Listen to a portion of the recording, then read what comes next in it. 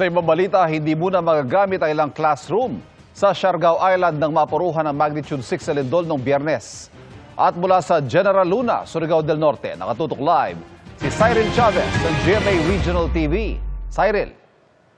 Yes, Ivan, ikinababahala ng mga residente rito sa General Luna, Surigao del Norte ang mga malalaking bitak sa isang paaralan na resulta ng lindol. Gumuhit ang bitak na ito sa magkabilang dulo ng gusali sa Tawin-Tawin Elementary School sa General Luna sa Siargao Island, kasunod ng magnitude 6 na lindol nitong Biyernes. Baka sa iba't ibang bahagi ng eskwelahan ang iba pang pinsala ng lindol.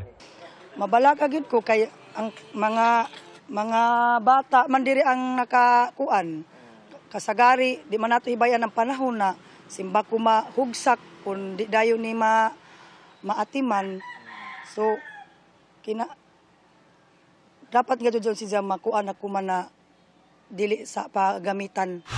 May mga bitak din sa Barangay Health Station, nakaka-turnover lang ngayong taon. Sa pag-iikot ng lokal na pamahalaan, may nakita ring mga bitak sa General Luna Central Elementary School sa Barangay Poblasyon.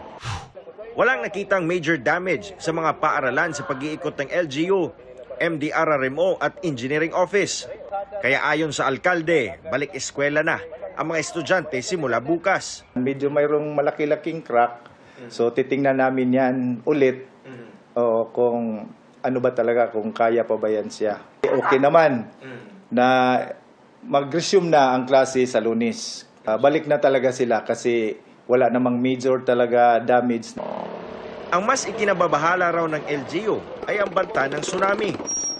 Nagtalaga na sila ng evacuation centers. Ang LGU prepared naman kasi prepared talaga kami, kasi nandito kami sa island, di ba? Wala naman kaming tatakbuhan pa.